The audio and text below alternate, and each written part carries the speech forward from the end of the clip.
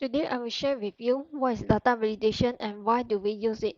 Okay, so now you want to have some data collected.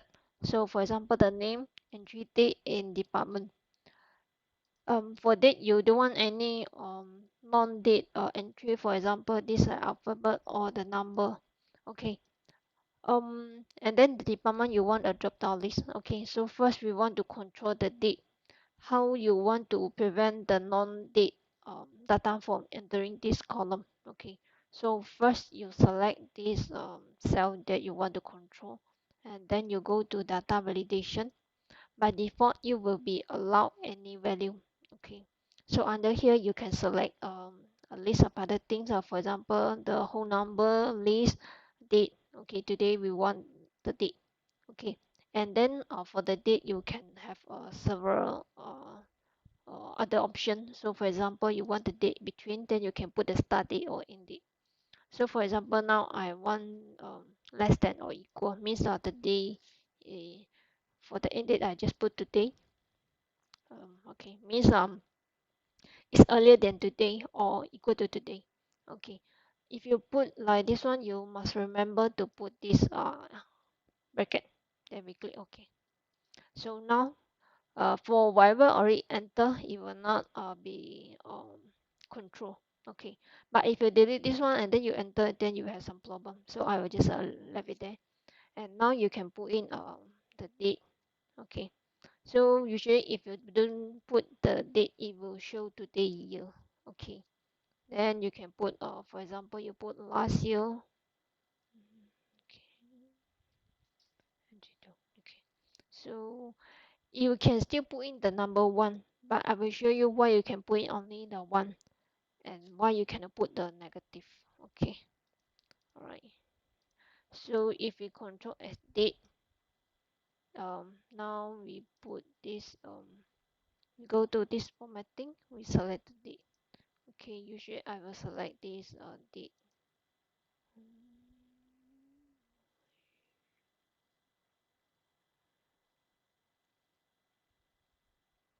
Okay, usually I will select the United States and then I select this format because I can see the spelling so that you will not confuse. Just we put a negative one. So negative one, you can see the date is negative, it will not be shown. Okay, and this is the one. So when you put as one, it actually means 1st January of 1900. Okay. So after you have this data validation, you will not be able to put in the alphabet or any other symbol. Okay. Um, so if you put this decimal number, it's actually is nonsense also. So if you want to prevent this one, then your format data validation, you should put the date in between. So maybe you can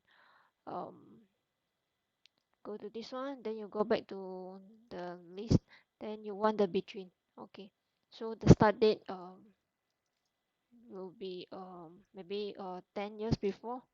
Okay, or we just put as 1st of January of 119 190. So now we are done with this date, then we'll go to department. So for department, for example, we want to have a drop down list of this one so that they can select only the data we limited. Okay, so now you select the department or you can just select one, then you drag. Okay, so for example now I select only one, then I go to data validation and I select the list. Okay, so for the list, the source is uh, where you want the list of data. Okay, so now I have three, but I will select one more later. I will show you why. Okay, now you can see this arrow here. So you will have the option to select. You can select the finance, operation, or supply chain, or the empty one. If you put empty, yes, you still can type in, but only the three that we have selected. So for example, if I type finance, it will be okay. But if I put something else, for example, I put IT, it would, oh, okay. So this one, just now I forget. Okay. Um, Alright, if you just copy like this one or you drop down, okay. So now okay, I did that one. Then I want to type IT, it cannot. Okay, but if I put the IT here, now I will have an additional option here, IT. That's why just now I put 4 just to show you. But if you replace here, so for example you put another IT here, then you no longer can select the supply chain. Okay, so this is advantages if you limit the data here, so it's easier for you to for your user to select. Okay, so now this is a part of this list. So and okay, just now we didn't have this one. What if this one I change to another thing? So for example I put 1 and 2. Okay, just for simple. Now because I have this list referring to this selection, so under this data validation we have this circle invalid data. So whatever data invalid, it will be selected. Okay, so this date is selected is because this is not the date, and IT is selected is because I already deleted the IT from the list. Okay, so now we know this 2 is incorrect. Then we can go to this we can correct the data here, or we can just clear this validation circle, so we will remove the cycle, means we ignore this error. Okay, so now we are done with this data validation. So if you don't want this, you just want to clear it, then you can select, and then you go back to data validation, then you put as allowed any value. Otherwise, even though you delete the cell, the content in the cell, you still limit the value. Okay, all right, so now you can put in any value here or any data. Okay, so We can actually select this input message or the error alert. Okay, so usually this is the default. So for example, under this date, if they put in the non-date or they put in something else, we want to remind them that they can only enter the date.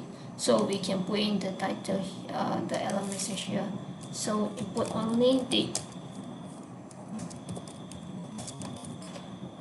and we click OK. So now when I want to put in, for example, okay, so the error will be input only the date. So now I know what's wrong with this or what's expected in this cell. Okay.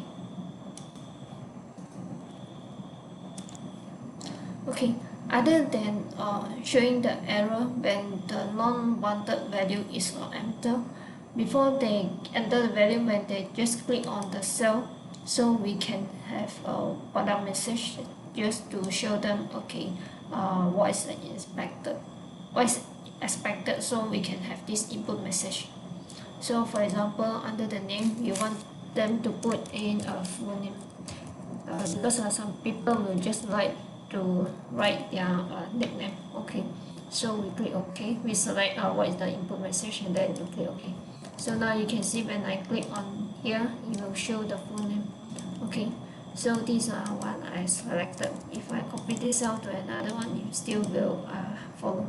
Okay, so if you don't want this one, then you can go to data selection, and then under this input message, you just click on and you click OK. So now it will not show anymore.